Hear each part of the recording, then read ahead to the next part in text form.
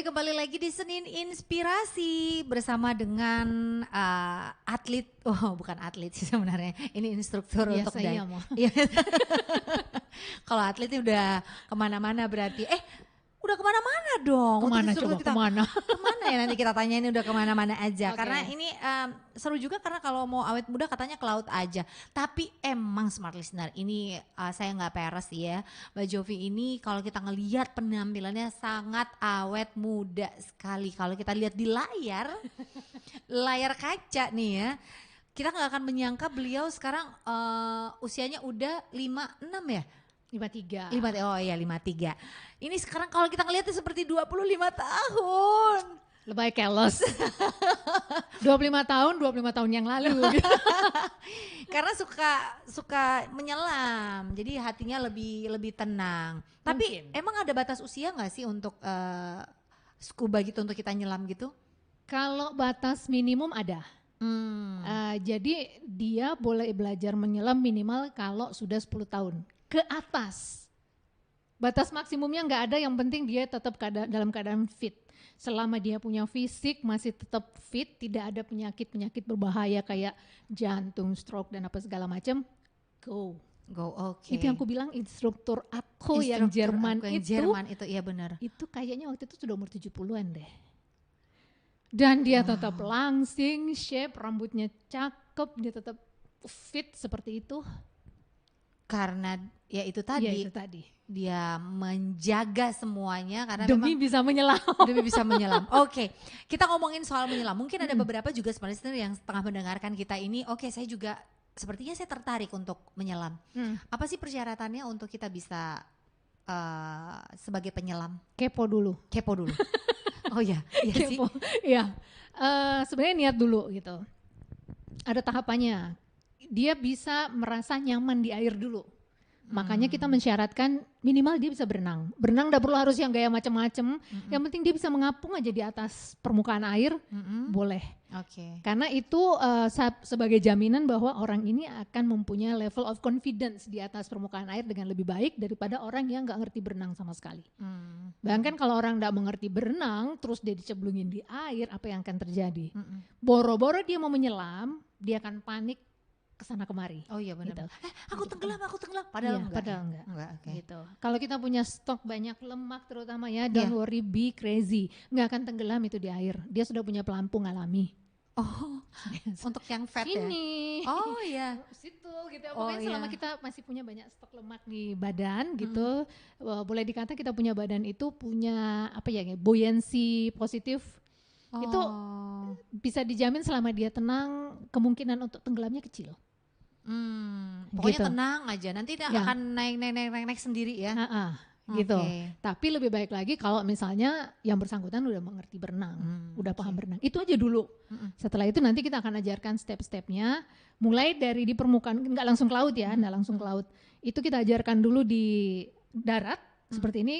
Kenalan, ini apa, ini cara makainya bagaimana, tabung gimana, coba kalau misalnya di permukaan sebelum turun, bagaimana rasanya bernafas, kayak gitu. Setelah dia merasa comfortable di permukaan, di darat, baru kita ajak turun ke kolam. Gitu. Di kolam pun nggak langsung nyelam, permukaan dulu sambil ngapung-ngapung, kamu berenang dulu lah, bolak-balik pemanasan. Terus kamu bolak-balik lagi bawa alat di atas permukaan kayak gitu. Terus coba di atas permukaan merasakan bernafas pakai alat gitu. Setelah dia mahir di situ baru kita turun tapi nggak langsung dalam. Yang 1 meter dulu berlutut di bawah. Oke, yang pendek-pendek dulu ya. Iya. Oke. Gitu. Sudah ulangi terus semua step-step yang diajarkan sama instruktur. Nanti setelah mahir ke situ baru ke bagian dalam. Dalam itu biasanya 3 sampai 5 meter kolamnya. Coba lagi gitu. Setelah sudah oke di situ biasanya selama 2 hari baru kita bawa ke laut. Gitu. Baru boleh dilepas. Ya, enggak dilepas juga. Oh, oke. Di laut masih dites lagi permukaan. Tes kayak yang kemarin. Masih bisa enggak? Okay. Karena akan beda. Oh iya benar ya. Iya Kan? Air laut tawar, ketelan dia masih bisa santuy. air tawar Ji. Tapi kalau di laut asin kalau pahit. Kalau di kolam ya? Iya kalau di kolam. Di kolam rasanya masih tawar. Bisa diterima. Paling kaporitnya aja yang banyak ya? Iya itu dia. Tapi kalau sudah di laut beda efeknya lagi. Gimana lagi?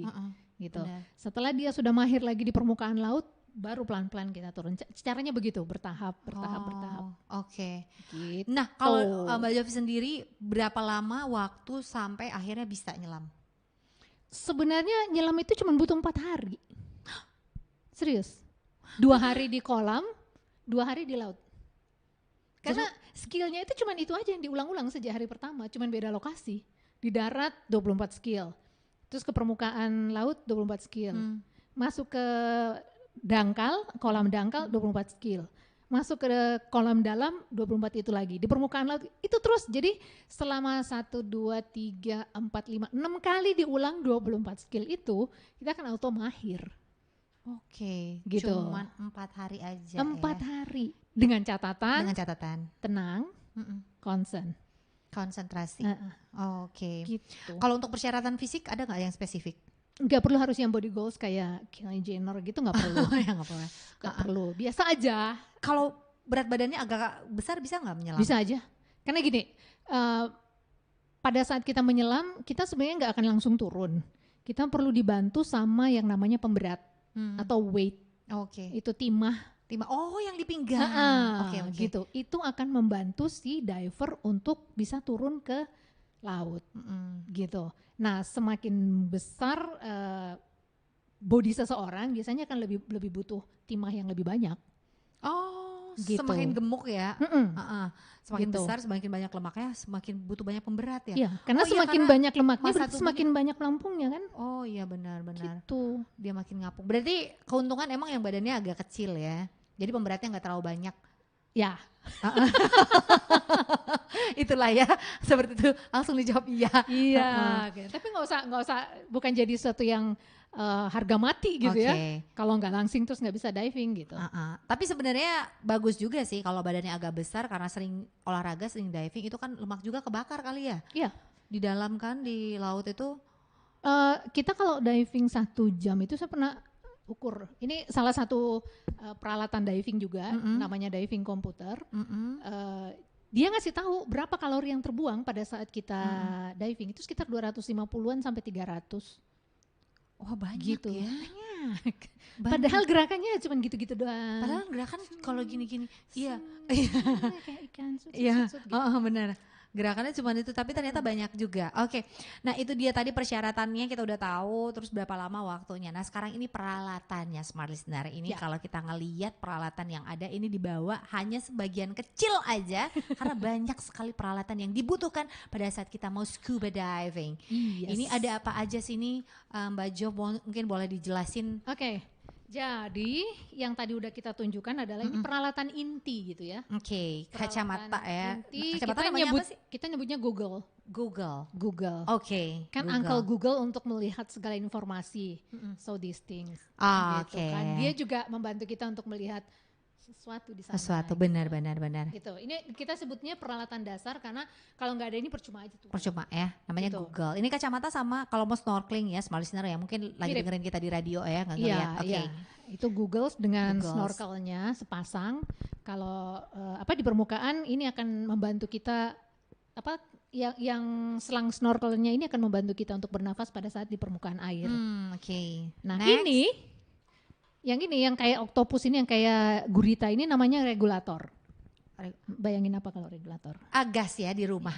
Mirip untuk memasak. Oh iya. Oh bener banget nih. Boleh di zoom kan? Mirip banget regulator untuk gas. Regulator kan? Ada apa sih tabung-tabung penunjuk, pengukur gitu ya. Kalau mau habis. Kalau yang di atas ini akan menunjukkan kedalaman kita menyelam. Kita di dalam. Menyelam. Kalau yang di bawah ini kan namanya penunjuk seberapa banyak kapasitas tabung. Jadi satuannya adalah bar. Biasanya dikasih 200 bar. 200 bar itu kapasitas biasanya ya untuk 1 jam itulah. Antara 45 menit sampai 1 jam. Jadi kita bisa ngeliat ya, oh ini tabung saya tinggal segini, tabung saya tinggal segini ya. Gitu. Jadi ini mirip banget fungsinya sama regulator. Yang di sini, yang bagian yang kayak oktopus ini yang pakai kepala ini, yang ini. Saya kira keran air ini. Iya, itu fungsinya juga sama dengan kayak keran. Dia yang akan mengalirkan si gas dari tabung ke kompor. Kita kompornya. Sama kan? Oh Mulut iya, ini juga benar-benar. fungsinya kayak kompor kan. Oh iya bener ya, ini kalau kita ngelihatnya kayak ini ya. Iya, ini yang masuk ke mulut. Nah, gitu. Biasanya gini. Oh, ada bentuk giginya Iya. juga ya. Ini untuk digigit, terus ini masuk ke mulut. Ini kita sebut mouthpiece. Mouthpiece, oke. Sesuatu untuk yang masuk ke mulut. Ini juga mouthpiece, tapi biasanya digunakan untuk kalau misalnya ada teman yang kehabisan udara, tapi kita masih di bawah, kita bisa bantu dengan memberikan ini. Oh, bantuan. Oh, kita Gitu. bisa ngasih ini ya ke Ya, mereka. jadi kita barengan Naik ke naik, atas. tapi dia mengambil sebagian dari kita punya tangki melalui alat ini. Oke. Gitu. Jadi persis kan fungsinya kayak regulator Persis gas. sama.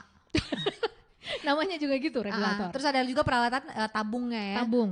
Paling banyak tuh tabung berapa sih ukurannya? Sama semua. Oh. Jadi yang saya lupa 250 cuff atau berapa, rata-rata yang satu tabung itu untuk turun selama 200 bar 1 jam itu.